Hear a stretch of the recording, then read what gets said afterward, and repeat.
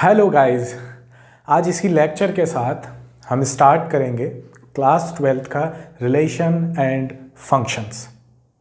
इससे पहले class 11th का आपको रिलेशन फंक्शन, क्लास 11th का ही आपको सेट्स कॉन्सेप्चुअली अच्छे से आना चाहिए। आपको सारी बातें वहाँ की पता होनी चाहिए क्लास 11th की, तभी हम यहाँ पर अच्छी पकड़, अच्छी अंडरस्टैंडिंग कर पाएंगे। अदरवाइज आप सर्वाइव करेंगे, बहुत सारी चीज़ें आपको समझ में नहीं आएंगी, फिर आप रटने की कोशिश करेंगे जो कि सही नहीं है। तो आपको नहीं आता तो एक बार जाकर रिवाइज कर लें, एक बार अच्छे से पढ़ लें, फिर इस लेक्चर को देखें, तब आपके लिए बहुत ज़्यादा बेनिफिशियल होगा। एक एक चीज़ें बारीकी से डेप्थ में समझ में आएंगी आपको, क्योंकि यहाँ हम लेक्चर को लेने वाले हैं काफ़ी डेप्थ में, क्योंकि 12th आपका बोर्ड है। इसके बाद आपको बहुत सारे कॉम्पिटिशन्स भी लड़ने, तो आपको डेप्थ की बातें पता होनी चाहिए जहाँ से क्वेश्चन बनाए जाते हैं। तो गॉट इट? ओके, तो रिलेशन को समझने से पहले आपको मैं थोड़ा सा कार्टेशियन प्रोडक्ट के बारे में बताऊंगा कि कार्टेशियन प्रोडक्ट क्या होता है। देखो, हम यहाँ काफ़ी सारी चीज़ें डेप्थ में लेने वाले हैं, यानी डिटेल में लेने वाले, तो मैं नहीं चाहता कि कोई भी चीज़ छूटने की वजह से बीच में आपको सरवाइव करना पड़ जाए। मेरा नाम है माइकल जेम्स और हमारा खूबसूरत सा चैनल है IITG फाउंडेशन, जिस पर आपको पूरी पढ़ाई डेप्थ में कॉन्सेप्चुअली आपको मिल जाएगी। ओके, तो सब्सक्राइब कर दें और बेल आइकन को दबा दें, ताकि जब भी हम वीडियो डालें तो आपके पास नोटिफिकेशन आ जाए। ओके, कार्टेशियन प्रोडक्ट के बारे में कुछ ख्याल ऐसे हैं कि कार्टेशियन प्रोडक्ट एक सेट का दूसरे सेट के साथ किया जाता है, या एक सेट का उसी सेट के साथ कर लो कार्टेशियन प्रोडक्ट। इसकी कुछ बातें हैं कि इफ अगर पहला सेट हमारा फाई है, फाई बोले तो एम्प्टी सेट है, phi empty set, empty set को आप वॉइड सेट भी कहते हैं या नल सेट भी कहते हैं। दूसरा सेट जिसके साथ आप कार्टेशियन प्रोडक्ट कराने वाले हो वो भी फाई है, वो भी एम्प्टी सेट है। तो आने वाला आपका क्रॉस प्रोडक्ट बोले तो कार्टेशियन प्रोडक्ट, क्योंकि कार्टेशियन साहब, देखो कार्टेशियन साहब मैथमेटिशियन थे, उन्होंने अपने नाम पर ही ये प्रोडक्ट रख दिया कि ठीक है, उन्होंने ये कॉन्सेप्ट बताया। तो Cartesian product of set A with set B आपको मिलेगा फाई। क्यों फाई मिला? क्योंकि कोई एलिमेंट ही नहीं है, no elements are there, no elements are there. अरे कोई एलिमेंट्स है ही नहीं। ए एम्प्टी सेट था, कोई एलिमेंट नहीं था, बी एम्प्टी सेट था, कोई एलिमेंट नहीं था, तो उनका कार्टेशियन प्रोडक्ट करोगे तो देयर इज नो एलिमेंट जिनका हम कार्टेशियन प्रोडक्ट कर सकें। तो फिर ए क्रॉस बी आपका एम्प्टी, बिल्कुल, तो कार्टेशियन प्रोडक्ट बी कैसा होगा? एम्प्टी सेट होगा, इस तरह से। ठीक है, एक और ख़ास बात कि अगर मैंने कहा कि एक सेट है ए जिसके पास 1,2 एलिमेंट है, अगर मैं ए क्रॉस ए करूं, मतलब उसी सेट के साथ कार्टेशियन प्रोडक्ट करूं, तो मेरे पास कार्टेशियन प्रोडक्ट कुछ इस तरह से निकल कर आएगा। 1, देखिए मैं यहाँ पर लिख ले रहा हूँ क्योंकि ए का ए के साथ ही कर रहा हूँ, तो दोनों को यहाँ लिख लेता हूँ और फिर यहाँ ए क्रॉस ए करा देता हूँ। तो 1 का 1 के साथ, और आपको पता है जब कार्टेशियन प्रोडक्ट करते हैं तो पहले सेट का दूसरे सेट का एलिमेंट दोनों को ऑर्डर्ड पेयर की फॉर्म में लिख देते हैं। तो फिर 1 का मैंने 2 के साथ किया, और फिर 2 का 1 के साथ किया, फिर 2 का 2 के साथ किया।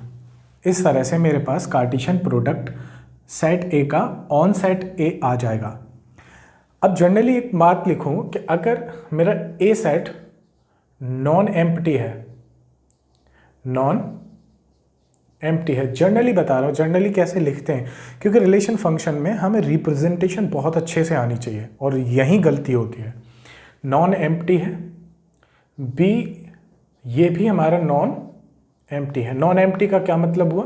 नॉन एम्प्टी का ये मतलब हो कि वहाँ कोई ना कोई एलिमेंट, चाहे एक है चाहे कोई भी है, कोई ना कोई एलिमेंट वहाँ है। तो जब मैं ए क्रॉस बी करूँगा तो कुछ इस तरह से लिखूँगा कि ए कॉमा बी, जैसे कि ये आ रहे थे ऑर्डर पेयर, ए मैंने इसको कहा पहले एलिमेंट को, बी को भी दूसरे साइड का एलिमेंट होगा, दूसरे वाले साइड का ये दूसरा एलिमेंट, सच दैट, ये क्लास 11 में हमने रिप्रेजेंटेशन देखी होगी, A belong to first set and B belong to second set.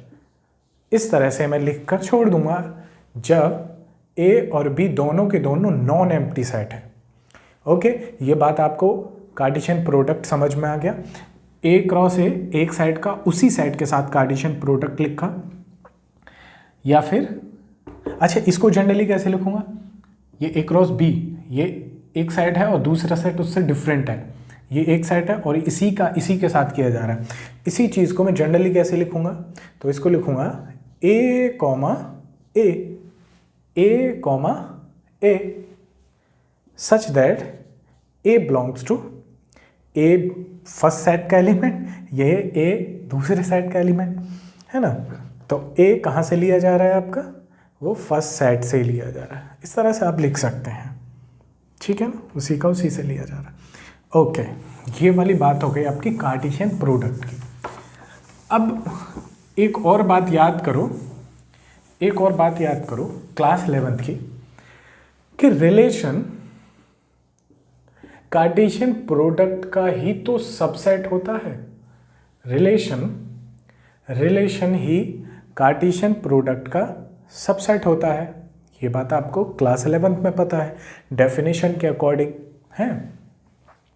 तो जब मैंने ए क्रॉस ए निकाला तो मुझे किस तरह से मिला था, 1,1 मिला था, 1,2 मिला था, 2,1 मिला था और 2,2 मिला था। अभी जो मैंने ए का ए के साथ किया, जब मेरे ए के पास दो एलिमेंट थे, 1,2 दो एलिमेंट थे।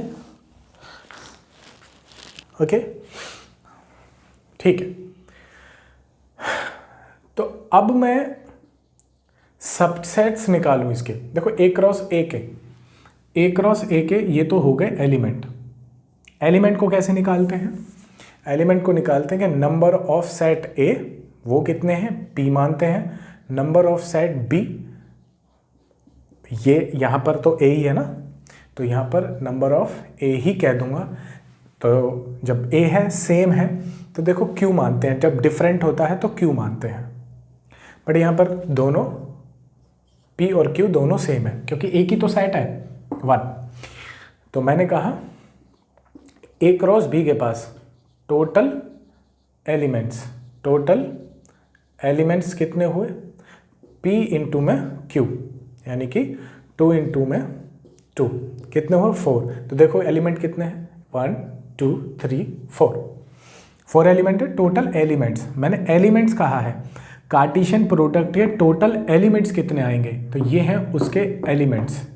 पहले सेट के पास कितने एलिमेंट हैं, दूसरे सेट के पास कितने एलिमेंट हैं, दोनों का मल्टीप्लाई कर दो, वो आ जाएगा आपका total elements of Cartesian product.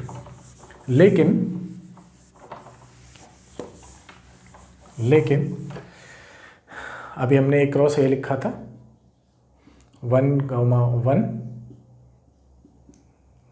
1,2 2,1 2,2। अगर मैं कार्टेशियन प्रोडक्ट के सबसेट्स की बात करूं, मैं कहूं सबसेट्स कितने होंगे, अभी मैंने कहा था कार्टेशियन प्रोडक्ट में एलिमेंट्स कितने होंगे, तो P इंटू क्यू, लेकिन सबसेट्स की बात होगी तो यहां पर फॉर्मूला कुछ इस तरह से बदलेगा, P इंटू में Q, 2 की पावर में P इंटू में Q पहुंच जाएंगे, यानी कि जितने वो एलिमेंट निकल कर आए थे टोटल एलिमेंट, वो 2 की पावर में पहुंच जाएंगे और उतने ही आपके निकलेंगे सबसेट्स। तो देखो 2 की पावर यहाँ P इंटू क्यू कितना आया था, पहले सेट के पास दो एलिमेंट, दूसरे सेट के पास 2 एलिमेंट, 2 दूनी 4, तो 4 आए थे, यानी कि 16 सबसेट्स आने चाहिए। कितने आने चाहिए, 16 सबसेट्स। और सबसेट्स को, यानी कार्टेशियन प्रोडक्ट के जितने भी सबसेट्स होते हैं उन्हीं को तो रिलेशन कहते हैं। अब उन्हीं को तो रिलेशंस कहते हैं। तो ये इनडायरेक्टली रिलेशंस का नंबर है। कार्टेशियन प्रोडक्ट के जितने सबसेट्स निकालते हैं, नंबर ऑफ सबसेट्स कह लो या नंबर ऑफ रिलेशंस कह लो, वो 2 की पावर p इंटू में q आएगा। अब जैसे इसका निकाल के देखते हैं, एक बार निकाल के देखते हैं, ठीक है। ये बात याद रखना, मैं इधर बता देता हूँ।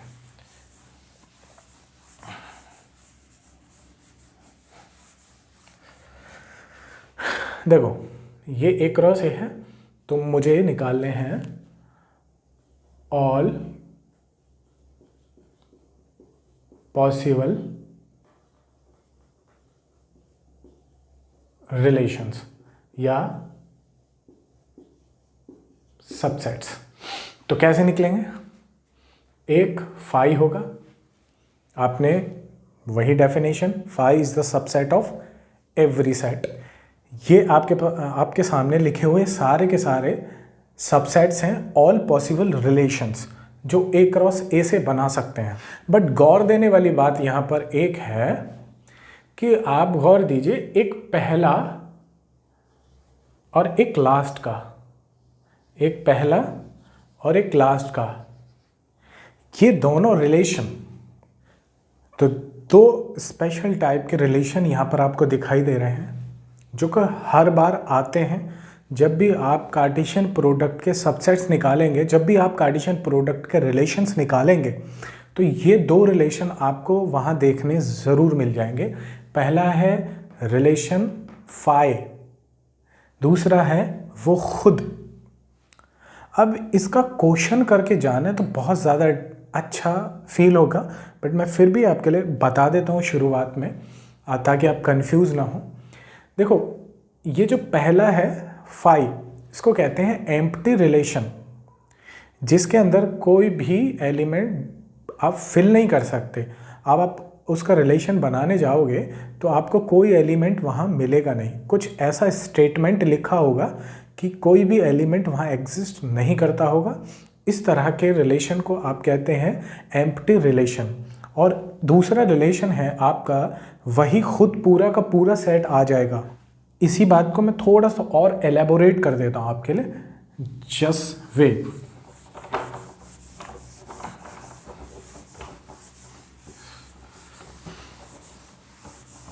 और ये बीच में जितने भी रिलेशंस हैं ना, ये सब आपको पढ़ने हैं। ये बीच में जितने भी रिलेशंस थे ना, सब आपको पढ़ने हैं। सबसे पहला था फाई, सबसे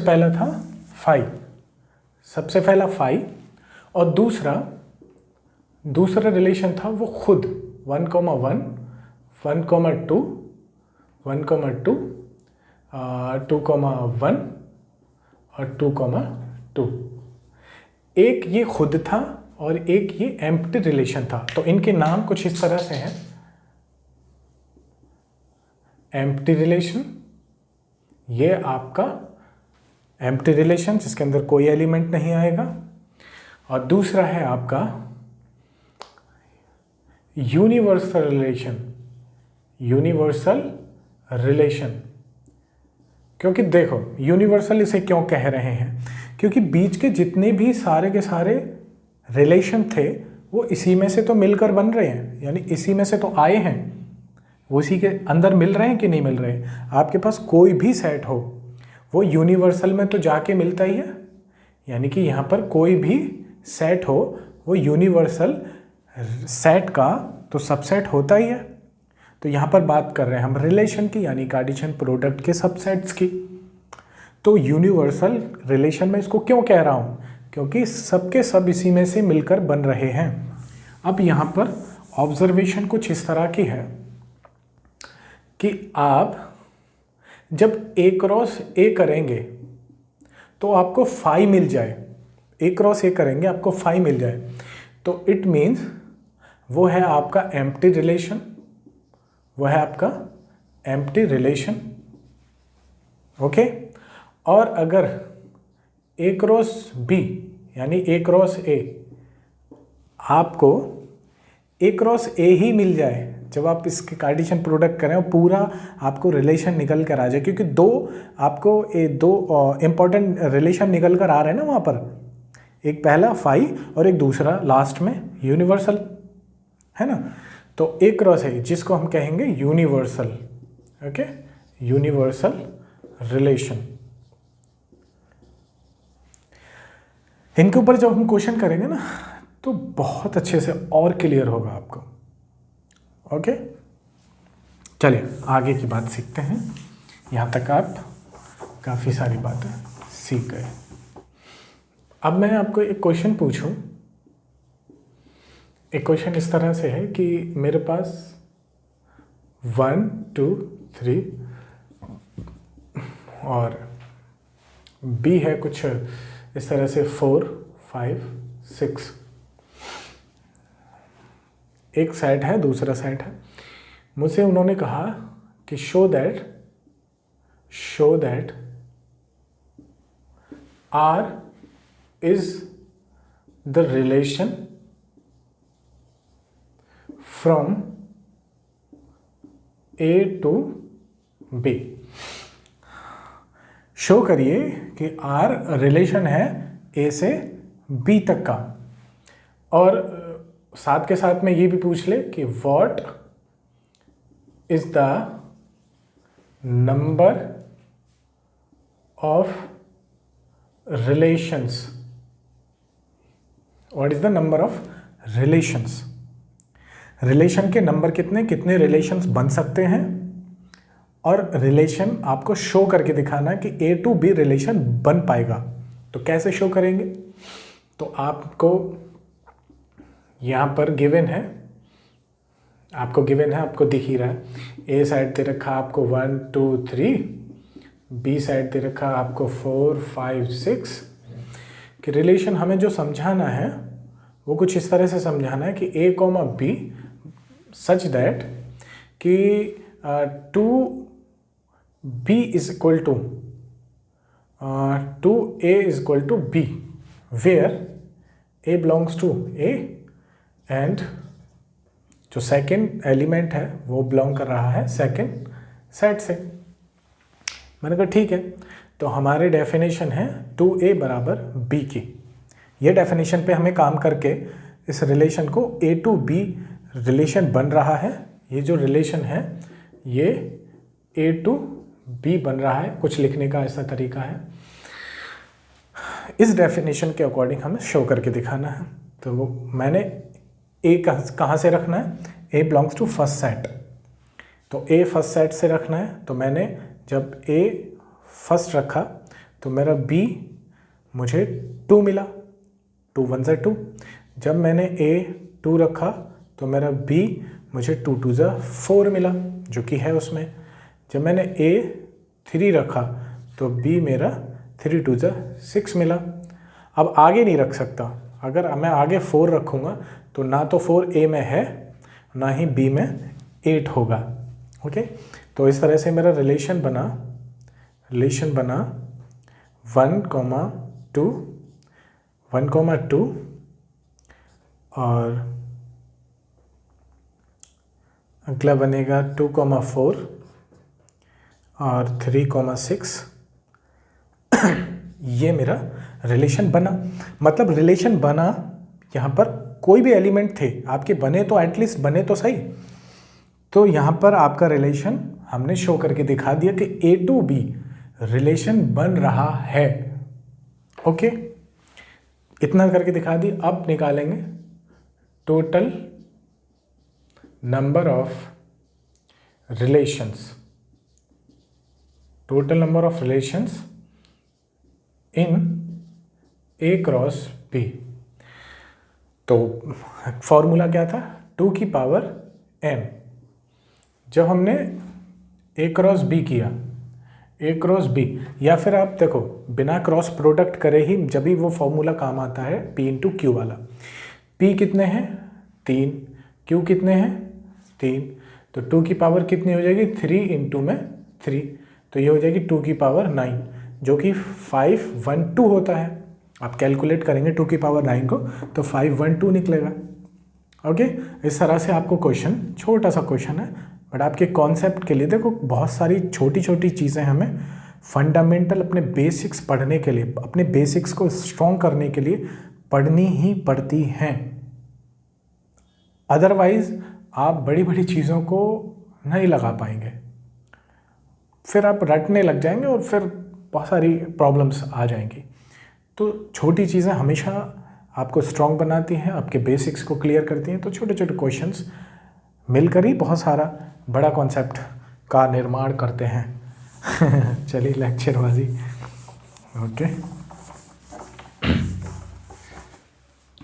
एक और क्वेश्चन करा देता हूँ। Let A is equal to 1 2 3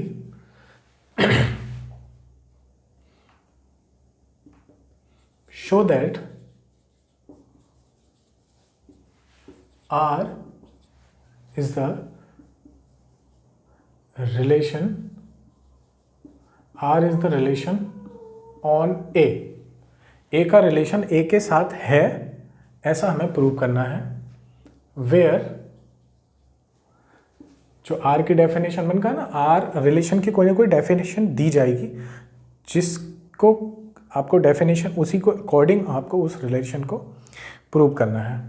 तो यहाँ पर भी वही A, B, 2A बराबर B, A बिलोंग्स टू, अब यहाँ पर ये तो मैं लिख नहीं सकता ना कि A बिलोंग्स टू A और B बिलोंग्स टू B, क्योंकि B तो यहाँ पर है ही नहीं, B नहीं है ना। तो इसको लिखेंगे कैसे?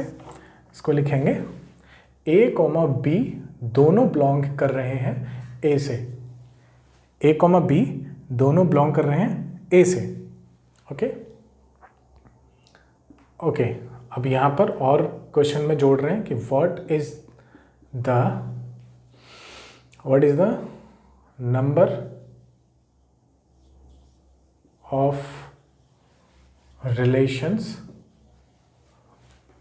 On A cross A। A cross A जब आप बनाएंगे तो उसमें कितने पॉसिबल रिलेशन इस डेफिनेशन के अकॉर्डिंग बन सकते हैं। ओके, चलिए सॉल्व करते हैं। बहुत इजी क्वेश्चन है, आपके कॉन्सेप्ट के लिए काम का है। तो हमारे पास दे रखा है, गिवन है जैसे कि सेट A 1 2 3। ओके, आपने कार्टेशियन प्रोडक्ट निकाला, A का A के साथ निकाला, तो आपका A का A के साथ जब कार्टेशियन प्रोडक्ट निकालेंगे तो आप दूसरा भी इस तरीके से लिख लें क्योंकि सेम है। तो 1 का 1 के साथ, 1 का 1 के साथ, और 1 का 2 के साथ, 1 का 3 के साथ, 2 का 1 के साथ, 2 का 2 के साथ, और 2 का 3 के साथ, 3 का 1 के साथ, 3 का 2 के साथ, और 3 का 3 के साथ। इस तरह से आपका कार्टेशियन प्रोडक्ट बन गया। बनने कितने चाहिए थे? 2 की पावर कितने बनने चाहिए थे, मतलब एलिमेंट कितने आने चाहिए थे? 3 इंटू 3, 3 इंटू 3 यानी कि 1 2 3 4 5 6 7 8 9, 3 इंटू 3 आने चाहिए था, 9 आने चाहिए था। तो 9 एलिमेंट्स आ रहे हैं क्रॉस ए में। ओके, अब डेफिनेशन क्या है हमारी? ये है 2A बराबर B। तो A की जगह आप रखें, तो A की जगह आपको 1 रखना है, तो B आपको 2 मिलेगा। A की जगह आप 1 रखेंगे, A की जगह 1 रखेंगे तो B आपको 2 मिलेगा। A की जगह आप 2 रखेंगे तो B आपको 4 मिलेगा। बट यहाँ पर 4 है ही नहीं, B 4 है ही नहीं, 4 यहाँ है नहीं है, तो B यानी 4 does not belong to A। 4 यहाँ पर A नहीं है, तो फिर ये ही सिर्फ आ सकता है। तो रिलेशन कुछ इस तरह से लिखा हमने, 1 रखने पर 2 मिला, 1 रखने पर 2 मिला, 1 रखने पर 2 मिला, यानी कि ये वाला, सिर्फ ये मिलेगा हमें। सिर्फ ये है जो हमारे इस डेफिनेशन के अकॉर्डिंग आ रहा है। ये छोटा सा हिस्सा कार्टेशियन प्रोडक्ट का, इतने बड़े कार्टेशियन प्रोडक्ट का एक छोटा सा हिस्सा इस डेफिनेशन के अकॉर्डिंग आ रहा है। तभी तो हम कहते हैं relation is the subset of Cartesian product. बात समझ में आई? दूसरी बात, what is the number of relation on A cross A। तो देखिए एलिमेंट कितने हैं? एलिमेंट कितने हैं, 1 2 3, 9 एलिमेंट्स हैं। तो ये भी कितना हो जाएगा, रिलेशंस कितने निकलेंगे, ऑल रिलेशंस। तो आपके ऑल रिलेशंस निकलेंगे 2 की पावर p इंटू में q, यानी 2 की पावर 9। ये भी आपके 5 1 2, यानी इतने सारे रिलेशंस बन सकते हैं। 5 1 2, 512 रिलेशन बनेंगे। इस पर लिखते लिखते बोर्ड भर जाएगा साहब। ओके ठीक है। यहाँ के बाद इतनी सारी चीज़ें आपको आ गई।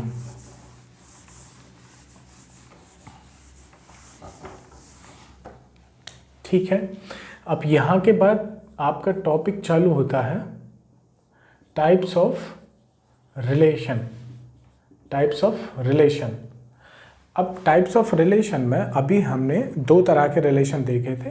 एक था फाई, जब भी हम कार्टेशियन प्रोडक्ट कर रहे थे, और कार्टेशियन प्रोडक्ट के जब हमने सबसेट्स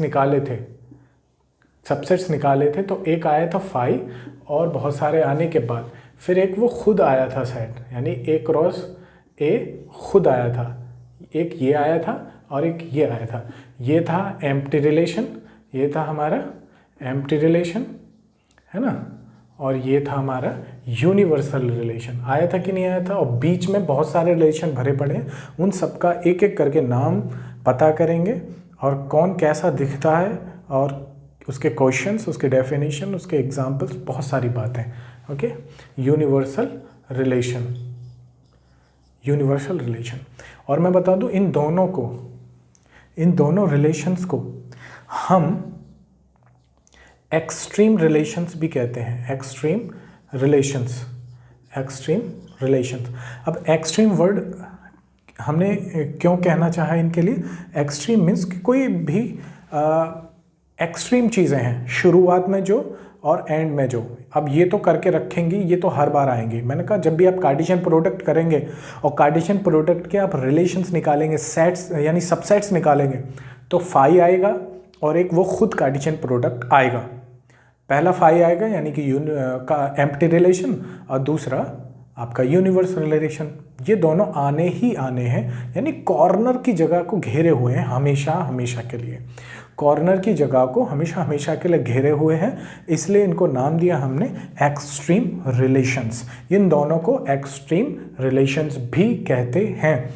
और क्या कहते हैं, और इनको कहते हैं ट्रिवियल रिलेशंस।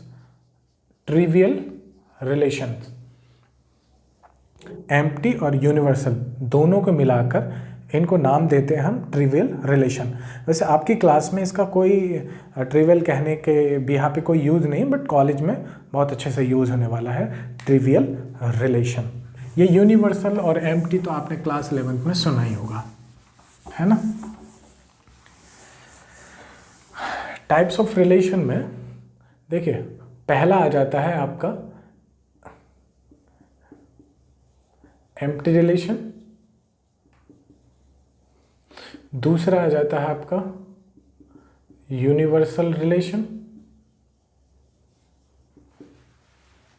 तीसरा आ जाता है आपका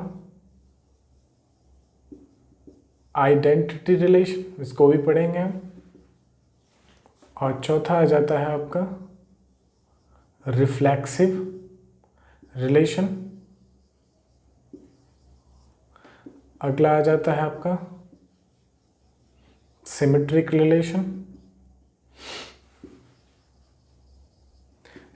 रिलेशन, अगला आ जाता है आपका ट्रांजिटिव रिलेशन। ये सारे के सारे रिलेशंस हमें पढ़ने हैं। और इक्विवेलेंस रिलेशन, ये क्या होता है? इक्विवेलेंस रिलेशन क्या होता है? इक्विवेलेंस क्लास क्या होती है? ये सारी बातें अब हम सीखेंगे, और इन सारी बातों को सीखेंगे हम नेक्स्ट वीडियो में। तब तक के लिए do your best of luck. अपनी मेहनत करते रहें और हमेशा पढ़ाई पर ध्यान रखें, फोकस 100% रखें अपना। ओके, मेहनत करें और बहुत अच्छे से पढ़ाई करें। और इसी के साथ आप लाइक कर दें, सब्सक्राइब करें और बेल आइकन को ज़रूर दबाएं, क्योंकि हम बहुत मेहनत कर रहे हैं आपके लिए। हम कोई कॉम्प्रोमाइज़ नहीं करेंगे कंटेंट में, कोई भी कॉम्प्रोमाइज़, डेप्थ में चीज़ों को ले जाएंगे, बहुत अच्छे से चीज़ों को समझाएंगे। और अगर आपको कोई भी डाउट आता है, कोई भी प्रॉब्लम, वैसे समझाने का तरीका मेरा थोड़ा सा मैं हल्का सा इतना ज़्यादा बेसिक चीज़ों को उठा लेता हूँ, क्योंकि देखो ऑनलाइन पढ़ा रहे हैं तो हमारी कनेक्टिविटी अब ऑफलाइन जैसी तो है नहीं है, तो काफ़ी सारी चीज़ों को समझाना पड़ जाता है, सारी बेसिक चीज़ों को भी समझाना पड़ जाता है, ताकि बीच में कहीं फंस होना। अब फंस जाओगे तो मुझे कैसे पता चल रहा है? वो तो बाद की बात हो जाती है कि बाद में आप मुझे कमेंट सेक्शन में लिख देंगे कि ये वाली बात समझ में नहीं आई थी, आप उसको बाद में बता दें। बट इंस्टेंटली ऑफलाइन जैसा नहीं हो सकता। ऑफलाइन में तो हम धड़ समझा देते हैं सारी चीज़ों को, बट ऑनलाइन में काफ़ी चीज़ों को ख्याल रखना पड़ता है। तो मैं काफ़ी बेसिक्स चीज़ों को भी उठा लेता हूँ, उनको भी अच्छे से आपको समझाता हूँ, क्योंकि हर तरह का ऑडियंस, हर तरह के स्टूडेंट्स यहाँ बैठे हुए हैं जो देख रहे हैं वीडियो को। ओके, तो आप हमारी वीडियो को सपोर्ट करें और जय हिंद। ओके, नमस्कार।